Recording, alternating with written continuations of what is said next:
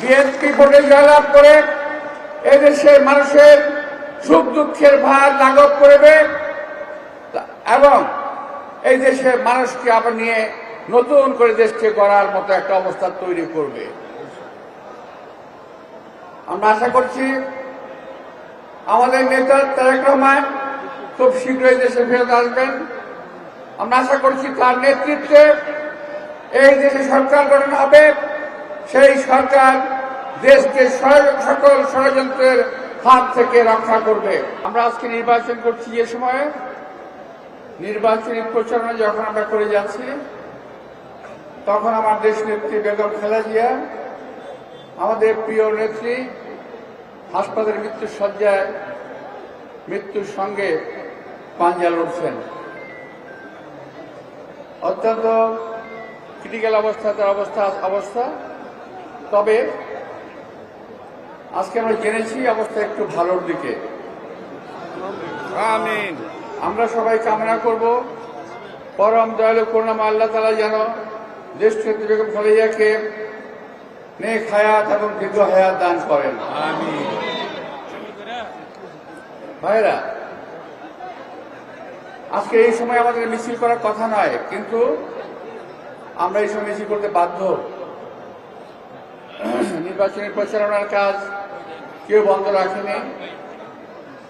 আমাদের কষ্ট করতে হচ্ছে, মনের কষ্ট নিয়ে আজকে আমরা সবাই এখানে আমরা সমবেত হয়েছি। প্রিয় ভাইয়েরা, এই দেশনেত্রীকে হত্যা করে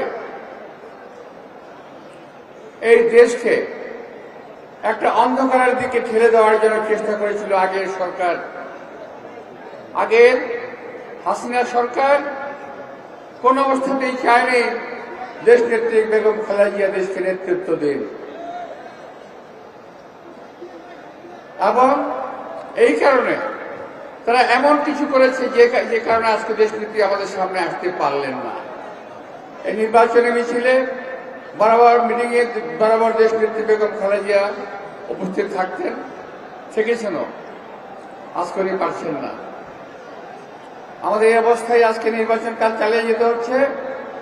ইনশাআল্লাহ আমরা নির্বাচন কাজ চালিয়ে যাব।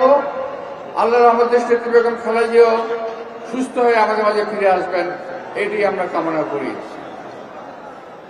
ভাইরা, এই দেশকে নিয়ে একটা চক্রান্ত হচ্ছে। এই চক্রান্ত নতুন করে চক্রান্ত নয়। 1971 সাল থেকে এই বাংলাদেশকে নিয়ে চক্রান্ত শুরু হয়েছে, যা আজও শেষ হয় নাই। এর মধ্যে বহু হায়নার আগমন ঘটেছে, বহু হায়নার বিদায় ঘটেছে, কিন্তু বিএনপি আল্লাহর রহমতে দেশ নেত্রী বেগম খালেদা জিয়ার নেতৃত্বে অথবা তারেক রহমানের নেতৃত্বে এখন পর্যন্ত সেই সালামতে বিএনপি এখন পর্যন্ত বাংলার মাটিতে দাঁড়িয়ে আছে। এখানে যারা আপনারা আছেন,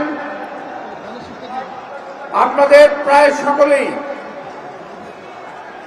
ভাই তোমরা স্লোগান দিও না এখন, প্লিজ, এখন স্লোগান দিও না।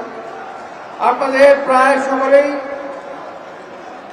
জেল খেটেছেন, গ্রেপ্তার হয়েছেন, আত্মগোপনে ছিলেন। আপনাদের সঙ্গে আমিও দীর্ঘদিন কারাবাস করেছি, দীর্ঘদিন আত্মগোপন করেছি, মিছিল মিটিং করেছি, গুলির মুখে থেকেছি। আমাদের সামনে ডাইনে বায়ের বউ ভাইকে দেখেছি গুলি খেয়ে রাস্তায় মুখ চুবড়ে পড়ে যেতে।